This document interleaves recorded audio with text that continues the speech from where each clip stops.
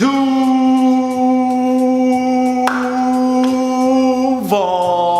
Jacksonville, Florida. What is going on out there?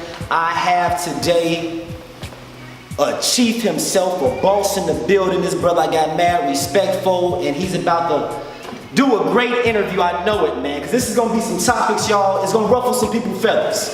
I know some people gonna feel some type of way because this is a different type of interview, man. And I'm B&SUN. B&SUN, this brother is Attorney Vernon Jackson. Okay, so to start that off, my brother, you are an attorney, correct? Correct. Yes, sir. Okay. Now I know you're born and raised in Florida, and I researched. I did my investigation. There's so much I can say about you, bro. But I want to talk about what I want to talk about. Let's do it. I see you working with young black boys. Correct. You teaching them how to do combat. You taking them in the woods, camping. You teaching them education. Talk about it, bro. Raw and uncut, because ain't nobody rocking too hard like that. Just talk about it. What's the name of the organization? I'm gonna ask a 501. What's the name of the organization, bro? What makes you do this for every day for black boys? Why are you doing this? Well, the name of the organization is the Building Powerful Minds Youth Empowerment Program. Why do I do it? I'm a very spiritual person. And I believe God gives us all a mission to do while we're here. And that mission has to include more than just talking all the time. Yes, sir. And so I have a younger brother also named Vernon Jackson. And while I was away in college, I went to undergrad at the University of Iowa. Okay. So I was all the way in the Midwest. He was down here with my mom. I'm one of 6 kids. Wow. He's the youngest. And while he was here, I started to notice that he was going down the wrong road. Yes, sir. In addition to that, when I was in undergrad, I studied political science. And in studying political science, I took a class called Global Insurgency. And in that class, we did a lot of reading and a lot of studying on Malcolm X, the Panthers, just overall the system of white supremacy, mass incarceration, economic deprivation, all those different things. So once you get to studying it, you realize that it's an in-depth system intentionally aimed at destroying young black males, and in turn destroying the black family, and in turn leaving us in a perpetual state of just poverty and disarray. Okay. And so one book that I would cite to is The New Jim Crow. And all of those things combined led me to want to take action in a way that could make some sort of a difference, even if it's just small. And one thing I know about black boys, being that I grew up in what you would call an impoverished hood area, with its fair share of drugs. My dad is a convicted felon, my oldest brother's a convicted felon. I grew up in that environment. Anything that you're gonna want, anything that you're trying to do with young black males, it's gonna have to be cool. It's gonna have to be tough. It's gonna have to be different. They don't wanna just sit Indian style on the ground and eat cookies and drink milk and read a book. You're gonna have to make it something that appeals to them. They want brotherhood. That's why gangs are so attractive to them. I get friends, I get brothers, I get to feel cool, I get to feel strong. They got my back. You know what I'm saying? Correct. So we had to make BPM that way. Not that it's a game, but the strong, tough, masculine aspect. We talk about the boxing, the combat, the shooting, the wrestling, all that stuff. That's what boys naturally want to do. Correct. And so we just included that in the number one thing is God. These are 4 principles: God, family, education, and community. But before you can sit down and tell a young black male and give him a lecture on God and family, you got to draw him in. Yeah. And that's where all the sports and the wrestling and all that, oh, this is cool, nah, I got you. Yeah. You see what I'm saying? Yeah. So that's how it works. Now, what makes you, man? Because you can go get you a condo with you and your lady, your wife, you married, correct? Absolutely. You can go get a condo, man, raise your family and say, forget about other people's kids, forget about other black boys. What makes you wake up and say, I'm gonna do something for my people? And also a 2-in-1, where did that come from? Was that taught to you? Where did that passion come from? Because not too many people gonna do what you do. Well, I believe in Jesus. And my favorite scriptures in the Bible are from the book of Matthew. And he was going to great lengths to try to get people to see that you're not gonna be judged just based on what you don't do. See, a lot of people in the church get caught up in saying, I don't smoke, I don't curse, I don't drink, I don't do this, I don't do that. I'm godlike. When that's not true. He was telling them you're going to be judged on what you do for the least of these, the poor, the sick, the fatherless, children, the inmates. That's what I'm going to judge you on. What you actually get up and do every day for the least of these, the people who don't have anything. Anybody can get up and try to serve rich people and get recognition, but what are you going to do for those who are worse off than you? And so, again, every day when I wake up, those are the principles that I live by. Jesus didn't just go sit in the temple with a big robe on and have people bring him money. He went out amongst the poor. He went out amongst the sick. He stayed out in the streets. I only read 1 or 2 times when he was inside the church. Yes. And so I was raised, that's what I was raised on. My mom did a good job of putting spiritual principles in us. Not so much religion and not so much to be caught up on any particular religion because they all come from Africa. But either one of them, if you go by, you're gonna have to actually get out and do for those who have it a little bit worse off than you. You're gonna be required to do that. So I just feel like I'm doing my duty, not like I'm doing anybody any big favor. Yes. Now, from my observation, it's a lot of organizations out here, man, in the city, you know, up and coming. But just from my observation, you are doing it. You are doing it. What can you say to those organizations that do a lot of social media typing and talk?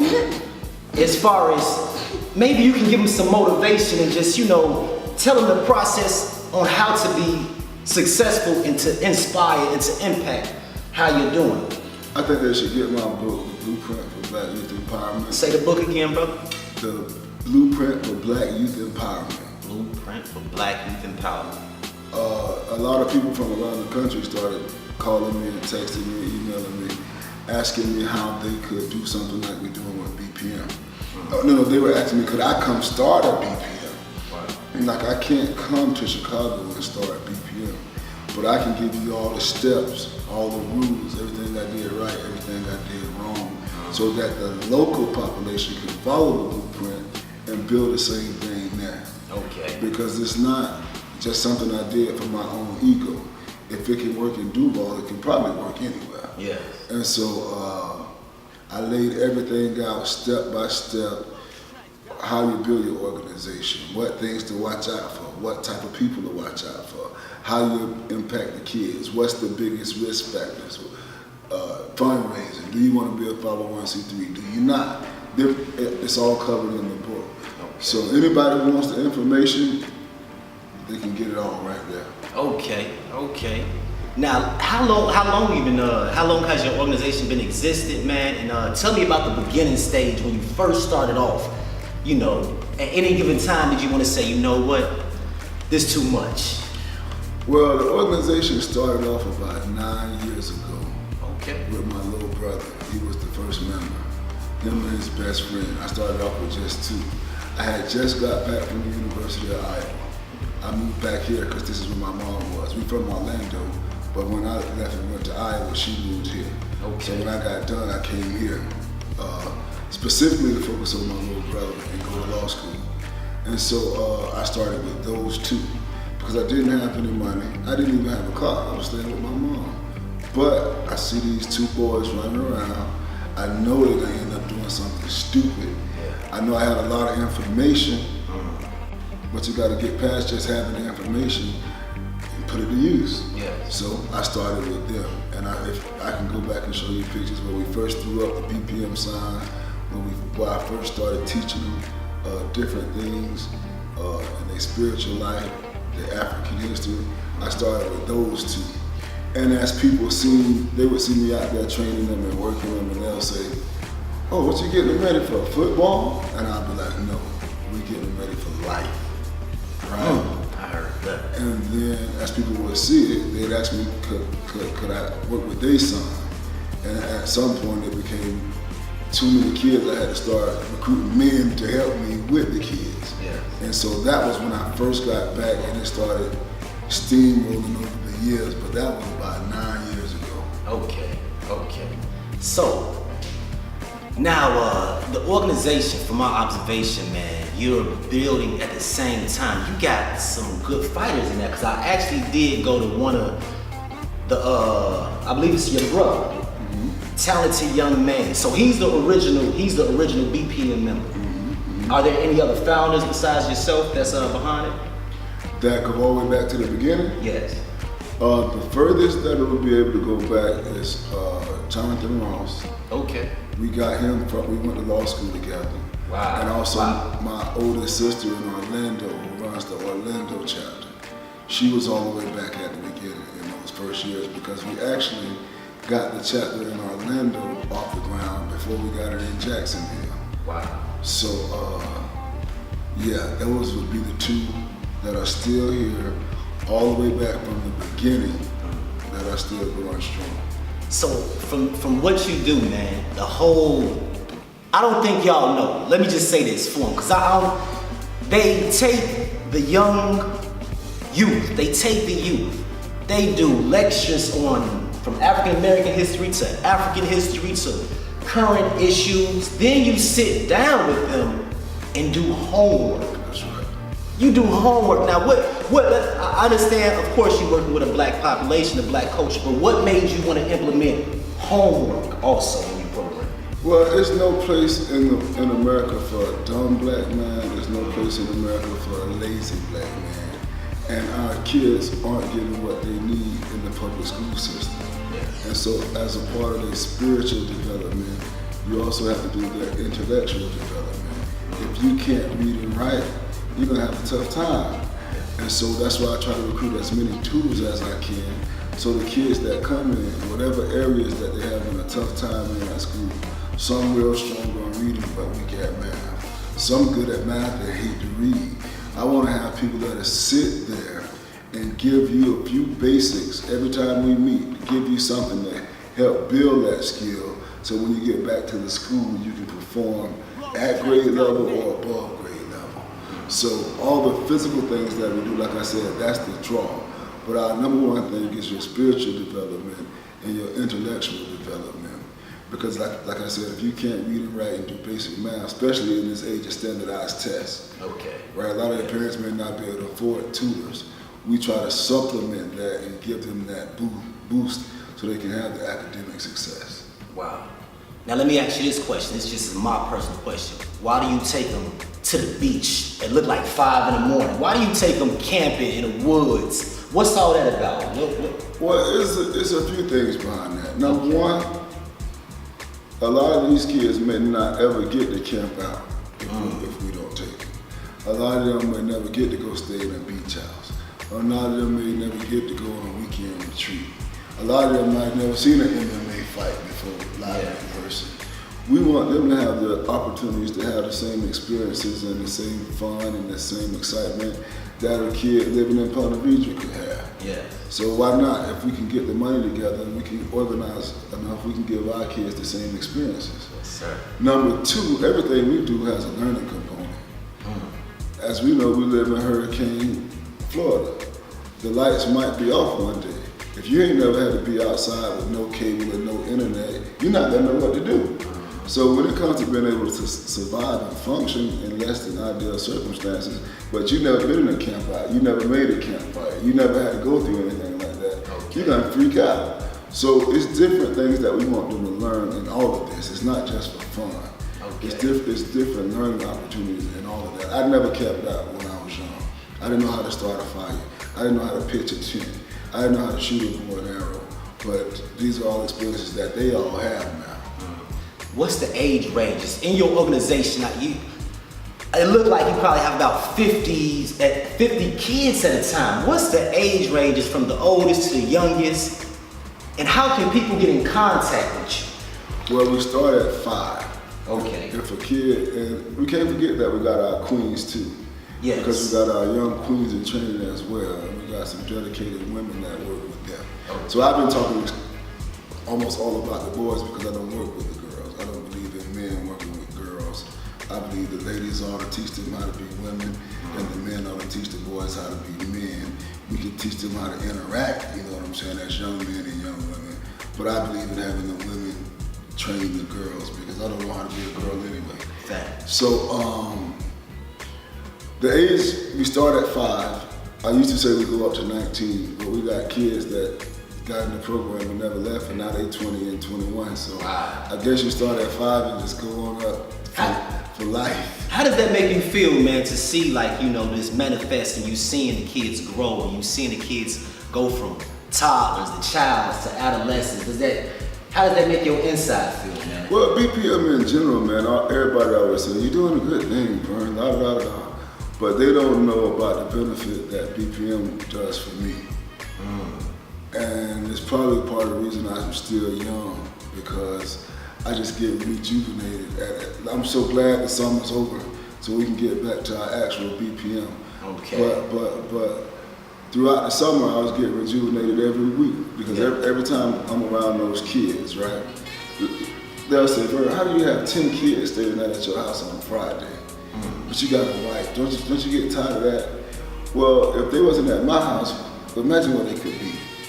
That's factual.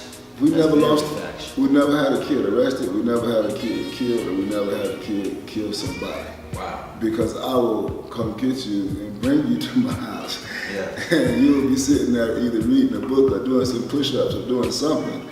But like you just said, I'll probably get more out of it than I put into it, because it rejuvenates me. And to see the kids don't leave, that tells me it's something that they really grasping, they really loving, and they really mean it when they say BPM for life. Now, from my observation, man, it's hard for I'm sweating, y'all. It's kind of hot in here where we at. From my observation, man, can you pass my rag over there? Okay. How are you getting funded? Well, I know because I observed it and I seen you come out of your pocket a couple of times, man. You and a few brothers there, man, and you know, y'all would give money to the kids when you ask them questions. But are you getting funded from any other sources, any grant money, man? You know, or is this all just you really coming from your pockets? We are 501c3. Yes, sir. And so we do have a good, strong social media presence. And so we do have people around the country that are going our Cash App, BPM, $BPM for life, or our PayPal, buildingpowerfulminds@gmail.com. Okay. And they'll drop something in there. Yes, I sir. mean, sometimes it's substantial. Yes, sir. But it's sporadic. We don't have like a government grant every year giving us a certain amount of money to use. We have grassroots support that comes in very heavy. Yeah. And then other than that, we will go in our pocket. And that's the reason I work still, because some people think that you can just become an activist and live off of that. I don't believe in that. That's the reason I still practice law and practice hard and do a heavy caseload, so that whenever I do need to go in my pocket, it ain't no problem. Yes, sir. So we do have good men like Jonathan Ross, Willie Weaver, Chris Williams, a lot of good men and good women, Joy Israel, Denise Russell. We also got a good brother named Brother Bourne. They ain't nobody scared to go in their pocket if they need to. Yeah. But that's why you can't be broke. Yeah. Ain't too much you can do when you broke. So that's one of the secrets behind your organization. It just seemed like you just gave out a very key factor for other people out there who want to have an organization to manifest to that level. You recommend having steady income coming in to where you're able to take care of your family, and also if you got something left over to give to your organization. There's no other way to do it. And my wife makes that very possible as well too, because she works full time and doesn't leave the whole financial burden on me either. So you have to do it that way, unless you're going to be completely dependent upon some grant that you may or may not get. Yes. So, what can you tell the people, man, in Duval County, y'all? I don't know if y'all just got all that. This brother is a teacher. This brother is a father. This brother is you're married, correct? Absolutely. This brother is a husband. This brother has his own organization. He practices law, and you're doing this on a continuous basis, correct? Every what? Every first and third Saturday of the month. And in the summer, it's every weekend. Yes. And but I want to say, come out this Saturday, 1551 North Main Street, the River Jesus Love Center. We're going to be there for our first empowerment session of this school year. We're going to have the history lesson, which ties in life skills. We're going to have the tutoring. We're going to have all the physical activities, and we're going to have a free nutritious meal from whoever that shows up. And so if you want to do something, if you want to create some positive energy in this city, grab a black boy or a black girl, come out here and be part of something that's real and that's lasting and that's having an impact and that's going to keep having an impact. 1551 North Main Street. Okay, and one more time, brother, if you want to donate money to this active organization to where, yes, they are doing something, they are into action in the community, can you shout that out one more time for the people? The best way to do it is with our Cash App. It's all tax deductible. It's money sign, BPM for life. BPM, all caps, the number 4, the word life. And also with our PayPal, it's buildingpowerfulminds@gmail.com. Yes, sir, man. Brother, I gotta get you to come back here, man, because there's so many other things I can say about your organization and you as a man, man, from your practice to what you're doing. I commend you, I salute you, and it's not too many people in the city doing what you're doing, brother. Well, I appreciate it, man, and we appreciate the energy that you bring to the org, because, I mean, we didn't say it, he comes to quite a few meetings and contributes to the things that we do. He even helped coach my brother through his last fight in a very serious, rough situation. His brother got some moves too, y'all. I ain't gonna even lie, you know, I get down, but his brother got some moves, man. Shout out to that young warrior, man. And so we appreciate you, and we're just ready to keep working. Man, brother, Duval, if y'all don't know, I'm just gonna say it for him. This brother is active, he's in the community, he's touching lives, y'all. If y'all don't know, this is Vernon Jackson himself, attorney, awesome, father, husband, man. I salute my brother. That's all I can do, is I salute to that, man. Duval, let it be known right now. I hope y'all enjoyed this show. I'm B&SUN, my brother from another mother. Once again, Vern, brother, I appreciate it. Yes, sir. Yes, sir, brother.